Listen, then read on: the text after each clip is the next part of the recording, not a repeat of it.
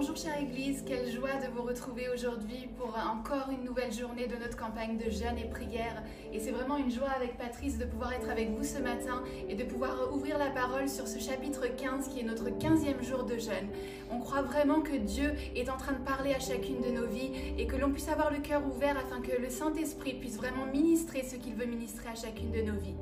Aujourd'hui, nous vous invitons à partager et à ouvrir avec nous la Bible dans le chapitre 15 et nous vous invitons également à méditer durant cette journée et à passer du temps à regarder et à voir ce que Dieu veut vous enseigner. Nous pouvons voir que des chapitres 13 au chapitre 17, nous sommes sur les dernières paroles de Jésus. C'est la dernière nuit avant que Jésus se donne sur la croix. Et donc nous sommes sur ces dernières paroles et Jésus parle à ses disciples. Et au chapitre 15, Jésus enseigne à ses disciples et il nous enseigne à nous également aujourd'hui, puisque nous sommes ses disciples aujourd'hui. Il enseigne que nous devons demeurer en lui, que nous devons être enracinés en lui. Et pour cela, Jésus va utiliser une image. Il va utiliser l'image de la vigne et il nous compare à la vigne et il dit que lui-même est la vigne et que nous sommes les sarments qui sommes rattachés à la vigne. Dieu il a envoyé son Fils unique, Jésus-Christ, sur terre. Et en fait, on voit ici au verset 1 que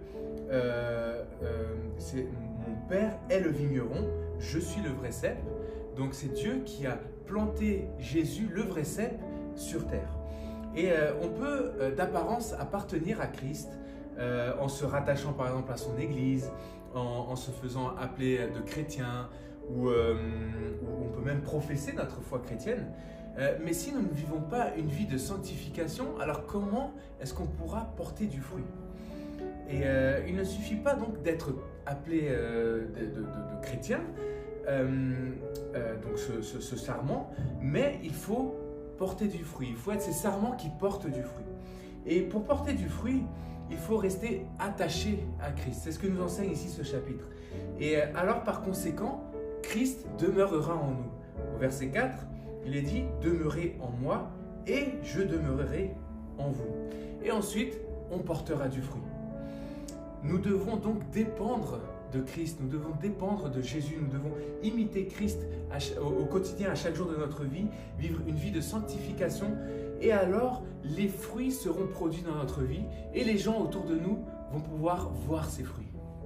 C'est comme par exemple si on regarde une ampoule ou une lampe, si l'ampoule ou la lampe n'est pas rattachée à la source d'électricité, alors cette ampoule ou cette lampe est inutile, elle n'est pas en train d'accomplir le but pour lequel elle a été créée. De la même façon, nous, si nous ne sommes pas rattachés au cep, à la vigne, à Jésus, alors nous sommes également des sarments qui sont inutiles. Et là, vous pouvez vous demander, mais où est-ce que tu veux en venir? Avez-vous déjà vu par exemple des plantes ou des sarments qui ne portent pas de fruits? Ils sont attachés à la vigne, ils sont attachés à l'arbre, ils sont attachés, mais ils ne portent pas de fruits. Ils sont comme morts, ils sont comme inutiles. Alors qu'est-ce qui va se passer? Ils vont être coupés, ils vont être tranchés, ils vont être retirés pour que l'arbre puisse porter encore plus de fruits. Un sarment qui porte du fruit est un sarment qui est totalement dépendant du cep. Et Jésus nous invite à travers ses paroles à être dépendant de lui, à dépendre totalement de sa présence, de sa parole et à demeurer en lui. Et nous qui sommes ses enfants, donc on est ces sarments qui portent du fruit en fait, alors là Dieu il va nous nettoyer, il va nous purifier. C'est ce qui est écrit dans la deuxième partie du verset 2. Et tout sarment qui porte du fruit, il l'émonde afin qu'il porte encore plus de fruits. Les sarments fertiles doivent être nettoyés, ils doivent être purifiés, certains feuillages doivent être même être retirés pour que le fruit puisse mûrir correctement, pour que le sarment puisse porter encore plus de fruits. Et c'est Dieu qui va en fait nous purifier. C'est Dieu qui va nous purifier pour qu'on puisse vivre cette vie de sanctification. Il va venir nous émonder, il va nous faire passer par des épreuves qui seront peut-être parfois douloureuses. Il va nous transformer, il va peut-être même nous faire arrêter certaines relations qui sont toxiques pour notre vie. Dieu va peut-être transformer notre caractère, travailler sur notre caractère. Et tout cela, c'est pourquoi? C'est pour que nous puissions porter du fruit en fait. Exactement. Et comme on a pu le voir, le sarment en lui-même, il est fragile. Le sarment en lui-même seul, il n'est rien. Si par exemple, on coupe dans une plante un bout de sarment, on verra que ce sarment, au bout de quelques jours, il va finir par mourir, il va finir par sécher, il va finir par ne plus avoir de vie. Pourquoi? Parce qu'il n'est pas attaché au cep, il n'est pas attaché à la vie. Alors c'est pareil pour nous, nous n'avons aucune valeur si nous ne sommes pas attachés à Jésus. Et l'invitation que Jésus nous donne aujourd'hui, c'est de rester attaché à lui, de demeurer en lui et de vraiment avoir cette vie qui vient de lui, cet ADN qui vient de lui et de déborder de sa parole et de sa présence. Et ce chapitre, il nous parle aussi d'un élément qui est très important à partir du verset 9, qui est l'amour. Et c'est ce commandement que Dieu nous a laissé: aimez-vous les uns les autres. D'ailleurs, c'est le thème de cette campagne de jeûne, l'unité et l'amour. Alors, au verset 9 et 10, en fait, il est écrit que la Bible nous dit que nous demeurons dans l'amour de Jésus par obéissance à sa parole. Et le résultat de tout ça, nous est dit au verset 11, le résultat de tout cela, c'est la joie. Mais ce n'est pas une joie que le monde peut nous offrir, mais c'est une joie qui est parfaite. C'est une joie qui est présente même dans les épreuves. C'est une joie qui fait même les larmes sauter de joie. Et par exemple, Paul, lui, il a vécu cette joie quand il était en prison. Il avait toutes les raisons d'être dans la dépression, d'être angoissé, d'être dans la tristesse. Mais quand il était en prison, il a commencé à louer le Seigneur. Et il était dans une joie, il vivait cette joie parfaite de Christ. Et c'est cette joie que Christ veut nous offrir et que nous devons saisir.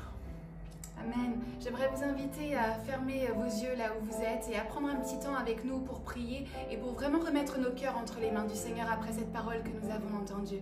Seigneur, merci Papa pour ta présence. Merci Seigneur pour l'opportunité Seigneur que nous avons d'être dans cette campagne de jeûne et de prière.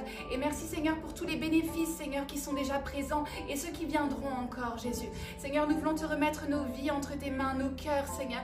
Seigneur, nous voulons te demander Seigneur que tu puisses nous aider chaque jour Seigneur à être attachés à toi, Seigneur, à rechercher, Seigneur, à véritablement, Seigneur, suivre tes principes, Seigneur, à suivre ta parole, Seigneur, à suivre tes enseignements chaque jour, Jésus. Seigneur, nous ne voulons pas être un sarment, Seigneur, qui ne porte pas du fruit, Seigneur, mais nous voulons être un sarment qui a la vie, ta vie, Seigneur, ce que tu as pour nous, et nous voulons demeurer chaque jour en toi, dans ta présence, te rechercher chaque jour davantage, parce que, Seigneur, nous sommes conscients que sans toi, Jésus, nous ne sommes rien, Papa. Seigneur, nous sommes vides, Seigneur, nous sommes des instruments inutiles, Jésus, sans toi, Jésus. Et c'est pour ça que nous avons besoin de dépendre de ta présence, de dépendre de toi, Jésus. Seigneur, je te demande, Seigneur, viens nous transformer de jour en jour. Viens, Seigneur, retirer, Seigneur, peut-être les feuillages, Seigneur, qui sont en trop. Peut-être les choses, Seigneur, qui ne sont pas bonnes dans notre vie. Parce que nous sommes conscients que nous ne sommes pas parfaits. Et nous avons tellement besoin que le vigneron vienne nous tailler chaque jour, Jésus. Seigneur, viens, Seigneur, durant cette journée, nous montrer, Seigneur, ce qui a besoin d'être retiré, ce qui a besoin d'être transformé, ce qui a besoin d'être changé. Et Seigneur, enseigne-nous, Seigneur, à véritablement demeurer dans ton amour et à transmettre ton amour, à transmettre ton ADN. Seigneur, lorsque les personnes regarderont vers nous, qu'elles puissent te voir toi, qu'elles puissent voir le fruit, Seigneur, qui vient, Seigneur, d'une dépendance de toi, d'une relation intime avec toi, Seigneur. C'est le désir de notre cœur. Seigneur, je veux te remettre chacun de mes frères et sœurs entre tes mains. Merci parce qu'ils sont déjà arrivés jusqu'à ce 15e jour de campagne. Et je te demande, Seigneur, de les garder en persévérance et qu'ils puissent demeurer, Seigneur, jusqu'au 21 jours. Seigneur, viens continuer de leur parler. Viens continuer de travailler dans chacune des vies, dans chacun des foyers, dans chacune des familles représentées. Et merci, Seigneur, pour ta main et ton amour, Seigneur, sur nous. Seigneur, que ton nom soit glorifié et que ton Saint-Esprit puisse avoir encore la liberté de travailler dans nos cœurs. C'est notre prière, Seigneur, et nous te prions dans le nom de Jésus. Amen. Amen. Soyez bénis. Belle journée à vous.